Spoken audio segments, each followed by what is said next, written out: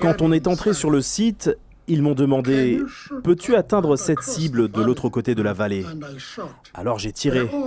Et là, ils m'ont tous dit « C'est la première fois que tu tires ?» J'ai dit oui. La première fois qu'il a tiré, et d'ailleurs avec succès, parce qu'il a touché la cible. C'est avec un fusil Moser 792, qui est un fusil particulièrement puissant.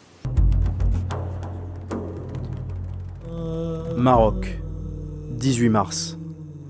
Nous quittons Rabat pour le village frontalier d'Oujda, quartier général de la révolution algérienne au Maroc.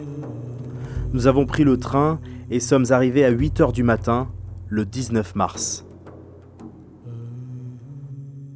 19 mars, Oujda. Un officier nous attendait à la gare et nous conduisait aussitôt au quartier général où nous sommes accueillis par Abdelouma, chef de la section politique. Il se tourne vers moi, je le salue évidemment, et il me dit « J'ai tellement heureux d'être avec mes frères algériens ». Donc déjà, j'étais là quelque peu intimidé parce qu'il avait une stature de boxeur, pour commencer. Grand, puissant, habillé en tenue safari. Je l'ai amené en ce qu'on appelait la zone opérationnelle nord, où il a pu voir non seulement les champs de mines, les lignes Chad et Maurice et les fortins français, mais il a pu voir également les bombardements.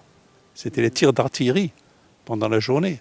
Et évidemment, j'ai veillé à ce qu'il soit loin des points d'impact. Et il vous a demandé quelque chose de précis. Bouafelen, il voulait quoi? Une instruction militaire? Qu'est-ce qu'il voulait? Il estimait que le meilleur modèle peut-être, c'était celui de l'Algérie, dès lors que l'Armée de libération nationale algérienne avait mené un combat de 8 ans contre une des plus grandes puissances militaires occidentales, membre de l'OTAN, et qu'il voulait s'en inspirer quelque peu pour voir comment structurer son armée dont il avait été nommé commandant en chef. Étaient présents Sid Jamal, Abderrahman, Larbi, Noureddin Djoudi. On entama un large débat sur nos parcours propres et sur la situation en Afrique du Sud. Après quoi, il nous était proposé de visiter le camp d'entraînement et la ligne de front. À 4h de l'après-midi, accompagnés par Djoudi et un autre officier, nous avons rejoint la base d'instruction de Zegangan, située dans ce qu'on appelle le Maroc espagnol.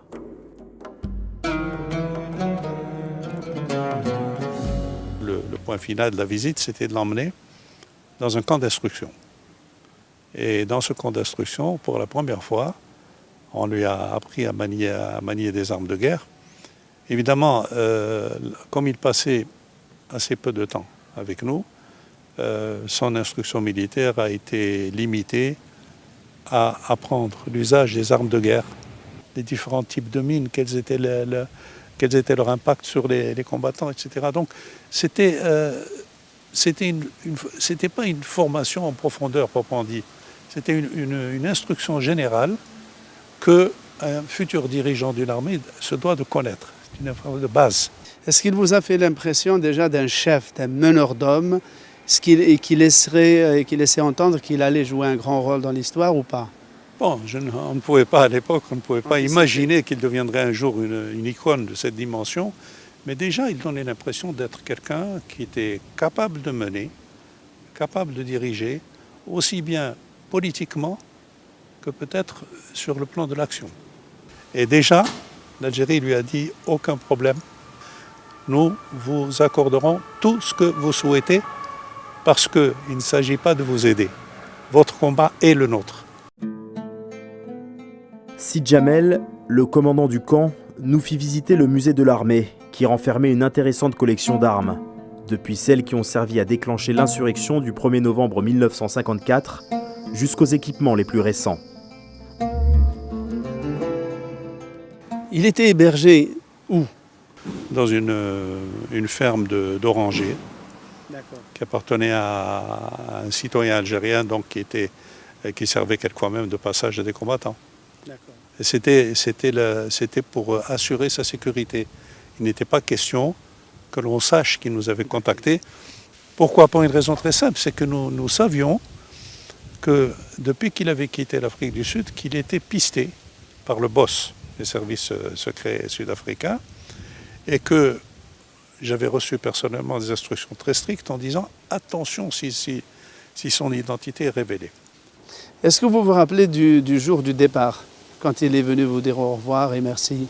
Je me souviens simplement de l'avoir accompagné. On l'a accompagné jusqu'à la gare pour lui dire adieu.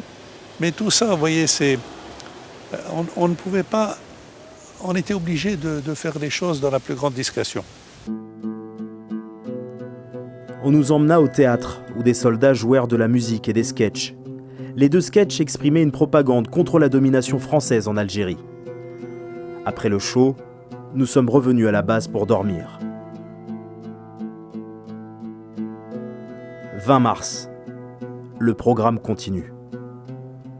On avait organisé une parade dans une base arrière qui s'appelait la base Ben Mehdi. Et il y avait un officier du nom de Soudani qui était très compétent et qui dirigeait, qui a fait des opérations sur lesquelles je ne peux pas parler maintenant, mais qui dirigeait la section. Et ce n'était pas calculé, c'était tout simplement parce que c'était sa section. Et là, Mandela a vu ça, dit « Ah, voyez, voilà, nous sommes dans un pays où un noir dirige des blancs.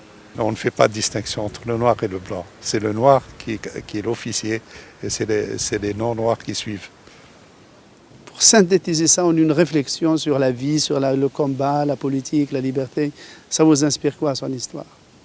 La leçon que je tire, c'est que finalement, nous avons vu juste, nous avons compris en voyant cet homme que c'était peut-être l'homme de l'avenir, parce que c'est un homme qui est passé du stade de la non-violence prônée par Gandhi à celle de l'obligation de lutte, mais qui, venu au pouvoir, a su dire surtout, pas de différence ethnico-raciale, et que cette nation arc-en-ciel doit avoir comme composante aussi bien les Noirs que les Blancs que les Asiatiques.